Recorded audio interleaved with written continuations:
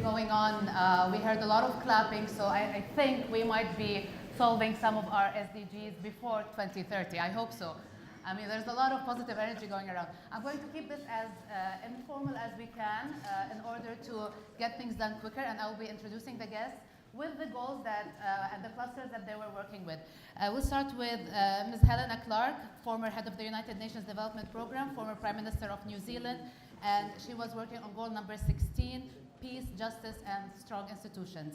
Also, Mr. Imad Fakhouri, Minister of Planning and International Cooperation, the Hashemite Kingdom of Jordan. Decent work and economic growth, goal number 8. Ms. Irina Bokova, former Director General UNESCO, goal number 4, quality education. Dr. Thani Ahmed Al-Zuyudi, Minister of Climate Change and Environment, United Arab Emirates, goal number 13, climate action. And Dr. Mahmoud Muhyiddin, Senior Vice President for the 2030 Development Agenda, United Nations Relations and Partnerships at the World Bank, goal number 1, no poverty. We will start with Ms. Helen Clark, peace, justice, and strong institutions, goal number 16. Can you please tell us the outcome of what you did today and the most important part of the discussion?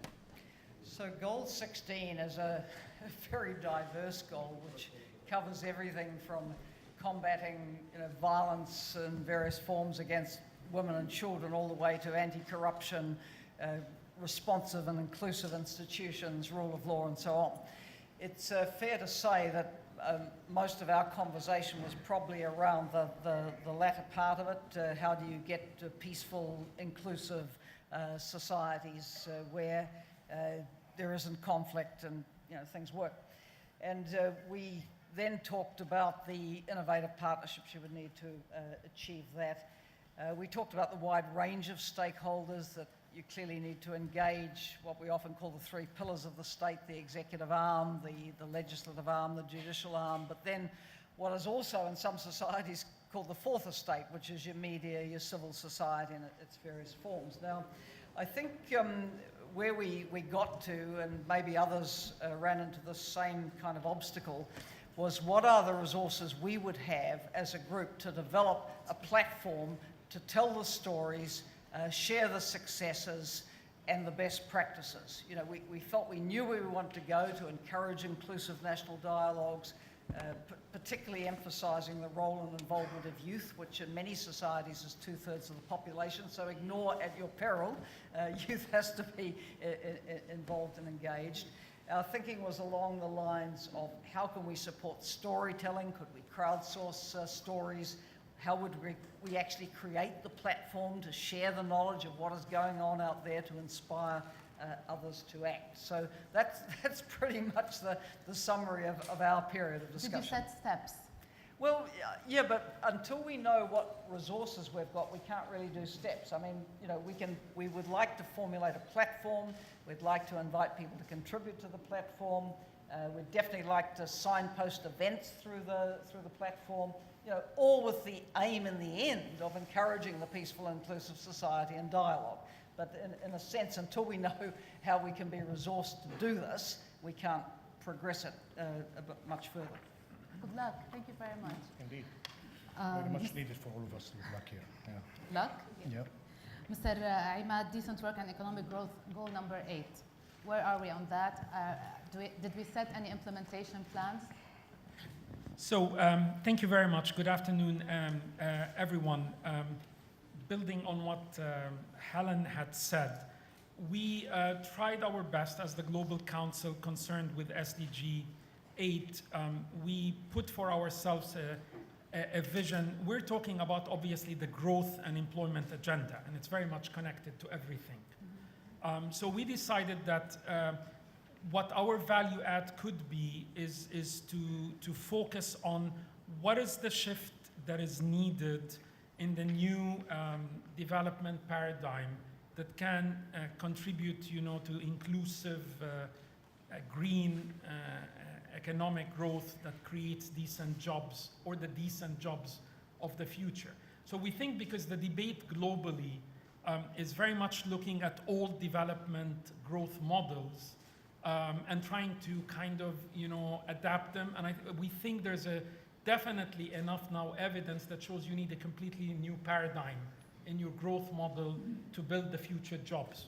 So we thought that we would propose few initiatives, whether at the policy, awareness, implementation, or accountability side, that can contribute to adding to this global debate on achieving SDG 8. So we thought about 2 to 3 initiatives. The first, we felt that the weakest party in all the stakeholders that is getting involved in the SDGs is the small and medium private sector, because governments are very strong, global companies are in, civil society, media, academia are all rushing in. But the SMEs, they're a little bit distant. So the first initiative we thought that could contribute a lot on the demand side, at least of the employment, is to create an awareness and dialogue platform with the private sector, specifically the SMEs out there. The second, and depending on resources, whether we have them, this is over 2 years, we thought we could also create a platform that focuses on innovative youth employment, looking at self-employment, shared economy employment, digital employment, trying to bring in stories and success stories from all around the world about what's being done in that. And the third, potentially, assuming we can get to a third initiative along, is to look at the policy side, which is how do we change the growth model, really? And here we're talking about circular economies, things that are now being suggested that are very real, and most governments, at least, are still engaged in the older growth models and policy making at that side. Coming from a region that has a high percentage of youth, more than 60% of the whole region are below the age of 29. Would that have any effect when you're looking for decent jobs for those youth and also spreading that around the world? Yes, absolutely. Our region needs to create 100 million jobs within the Middle East and North Africa at a time when we're the lowest growing region, and a region that has probably the most conflict or conflict-affected countries that are trying first to solve their own crisis, civil wars or something, or neighboring countries that are absorbing tremendous disruptions because of refugees and displacement, or closed markets, or becoming landlocked, or others who have been spared the instability of the region, but they're very much part of a region. And we heard some of the debates this morning. You can't achieve the SDGs as islands if we don't think of the region and the globe.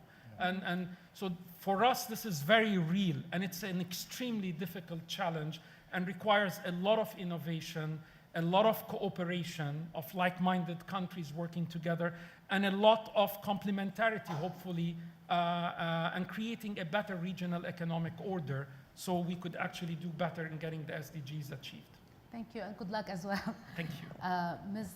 Irina Bukova, also goal number 4, quality education. Everything has improved over the decades. Everything is, technology is advancing. Education stays where it is. What have you done today to change that? Or what have you spoken about? Immediately add to the and education. Okay. Because I think it so naturally comes, so logically comes out of what Helen even said about the youth. 2/3 of the young population in the world, about growth and jobs, social inclusion, and I think we can go on. So education. We had a fantastic debate. Thank you all the group, which is here, and the Secretariat for moderating, because we naturally came to the formulation of goal number 4, although here we say quality education, it's about equitable, and I insist on equitable quality education and lifelong learning for all. And through this prism, we were speaking about creating the ecosystem for this lifelong learning, for skills, for young people. We were speaking about what will bring this. We were speaking about early childhood care and education that goes into many countries nowadays. We moved to teacher training. We spoke about innovative, also global platforms. And naturally, of course, about partnership and technology. Because if there is a space where innovation and technology can bring real game change and shift the paradigm, it's on education. And there was a very interesting debate in innovative solutions, and I think the Global Council can bring this and scale them afterwards in our future work. So the mission statement we formulated to enable an equitable global community with access to high-quality education for the sustainability and happiness of individuals and society. And in our work also further on, we draw a map. We thought that benchmarking, where we include also data, assessment of what is the current situation, then we moved also on capacity building and how governments should be supported. Then it's about partnership and how we enlarge this in order to reach to the goal that we want eventually with the work of this council, but beyond, I would say, to bring about real change through innovation and technology. So education is available to many, but also the illiteracy rate in some countries is still at 20%, many of them in Africa. How do you address those people who do not have access to education, even basic?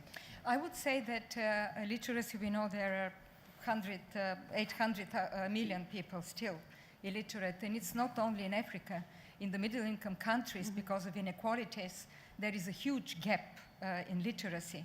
And there, once again, technology helps, innovation solution helps, and this is a huge tool for bringing, including, today we speak not just literacy, but skills, because all our experience, and my experience in UNESCO shows that you give literacy to people, to women, to in impoverished societies, and afterwards they want skills.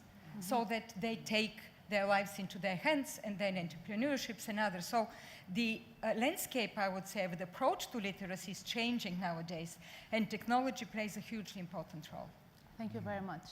Dr. Thani, that brings us back now to the climate action goal number 13, with voices now maybe downsizing the importance of saving our Earth and not looking at it as big as maybe some people would think. Do you think that is an achievable goal by 2030? Thank you.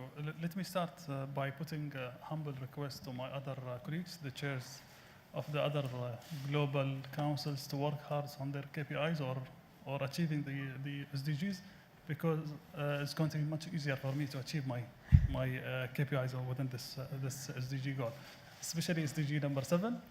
The minute that you achieve it, it's going to make my life much easier. Good afternoon. It's my pleasure to report back on the discussion on SDG number 13, where we managed to link it with the ocean discussion or ocean topic as well, the cluster or SDG number 14. A couple of points being raised. The first one, that yes, we do need climate change mitigation, and we do need the carbon emission reductions. But at the same time, we have to ensure that there is a balance when it comes to climate adaptation. And we have to put a lot of efforts in ensuring that there is an equal treatment when it comes to natural resources when we evaluate it with the human resources as well as the technological developments. The second point, which was raised during the discussion as well, is the lack of the financial institution or the finance ministers in most of the climate change discussion, which creates the work of the technical people or the climate change teams much difficult the minute that they develop their business plan and submit it to the governments for the endorsement or for the budget approvals. So bring them on board from the beginning is very crucial, so they do understand the relevance of the topic and the developments of their plans. The third point, which was raised as well, we have to look at the climate change from a holistic point of view, and that's why at the beginning I said achieving the rest of the SDGs is going to help me achieving my SDGs, because the SDG number 13 is affecting sustainable communities, it's affecting the energy topic, the educations, the health, etc., etc. So we have to look at it from a holistic point of view. So after a very long debates, we came up with the mission and vision. The vision is to work toward a healthy, clean, and resilient planet.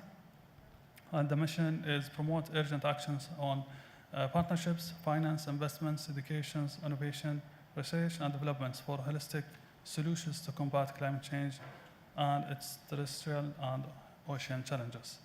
We came up with a roadmap. The roadmap is to go through developments on connecting the effective stakeholders platform, identifying the necessary resources, relationships, and actions, engage high, ambitious climate youth leaders. And we have to bring the youth with us in all of the discussions because they will take the lead and they will continue with the flag forward.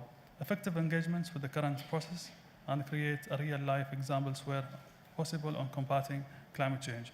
I would like as well to invite everyone to the Climate Change Forum or segments, which is going to start tomorrow at 11:30, which we're going to discuss the impact of climate change on the humanitarian side as well. Thank you. Did you put a timeline?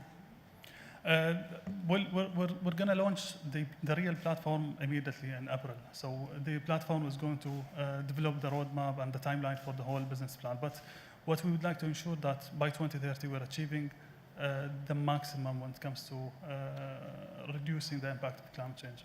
Thank you, Doctor. Thank you. That brings us to goal number 1, no poverty. Dr. Mahmoud Muhyiddin, I think a lot of steps have been taken in recent years to decrease poverty. Yes. Are we achieving that goal soon? Could we be able to achieve that goal? And what did you discuss in the cluster in order to achieve that goal?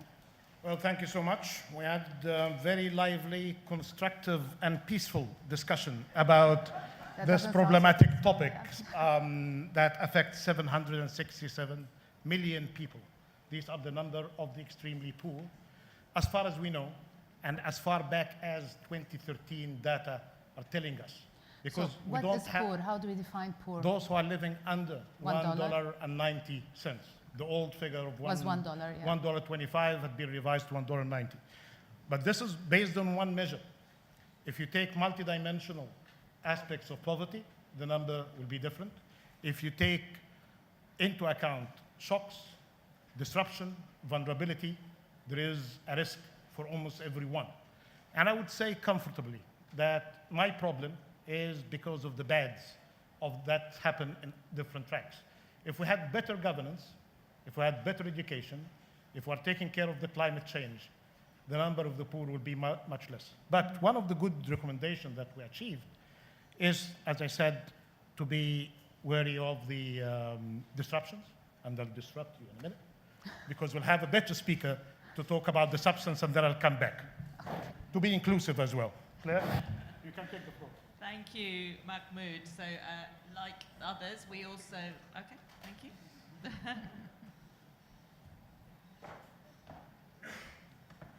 So we also came with our Can you introduce handy... yourself to us Sure. first, please? My name's Claire Melamed, and like Mahmoud, I was in the group on SDG 1. I'm the Executive Director of the Global Partnership for Sustainable Development Data. So the issues that Mahmoud was just talking about around identifying the very poorest people and understanding more about the characteristics of their lives are obviously my day-to-day business in the global partnership that I run. So unsurprisingly, we started out believing very strongly that we had to identify the problem very much more clearly and understand much more about the characteristics of those 767 million people who are currently living on below $1.90 a day. But of course, the identification is really not the point here. We're very much focused on action and achievement of the goals.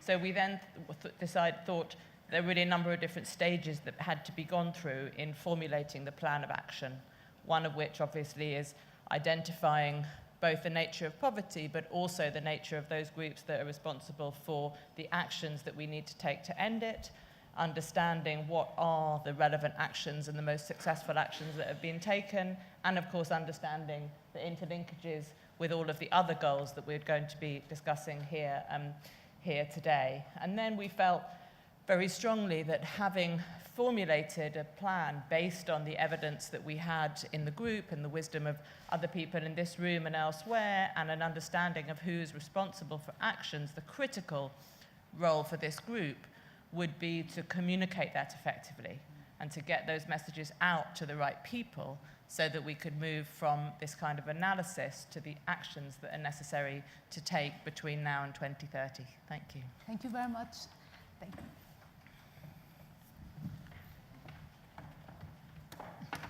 Yeah, we have a few seconds left. Yes. And before you get into your specific question, I have an assumed question that I'll have an assumed answer to it.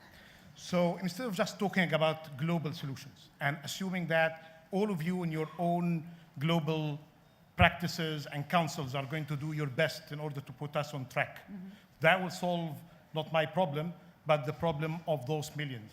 But we are trying to do something experimental here. Beyond the global focus, we are thinking perhaps to pick a country, and we'll not take a Nordic country because they are doing fantastically well, or Iceland. We'll take Somalia, for example. We are going to be working hard in order to get the government of Somalia and the active members of the society and those who are in different localities and authorities to consider them as a good case to put them on track, on path towards achieving their goals. This is basically first through the discussion, well, talking with my World Bank group hat. We have a program proposed for them based on the fact that they can deal with their arrears in debt. We'll talk to our friends in the IMF to facilitate that. And then we talked with the minister earlier today. We know about the presence of many of the Gulf countries in different ways to help that country. If we manage to solve the problem of one country that have been suffering from all of the ills and bads of governance, civil war, bad education, all of the list, and they are very much exposed to the problems highlighted by the minister. They are subject to severe changes in their weather and climate that caused one of the worst famine threats because of the drought. So we are trying to consider, not just talk about global solutions, but to go more specific into a country case. So how are you engaging other countries? What do you propose, or other people and organizations, NGOs, government, private, how are you engaging them? As mentioned by Claire, we are identifying the who, the other stakeholders, the other actors, when we're talking about the global perspective. But when it comes to the specific case of Somalia, there are some particular interlocutors that we can get engaged with them. It's based, of course, on what they told us 10 days ago, that despite their problems, they are considering a submission to the high-level political forum for their priorities for 2030. This gives people hope that despite the challenges of the day, they have a program for the future. Thank you very much, Doctor. Thank you. Thank you, Your Excellencies. And my name is Maya Hajaj. Now my colleague Ramya Faraj will continue with the remaining 5 SDGs.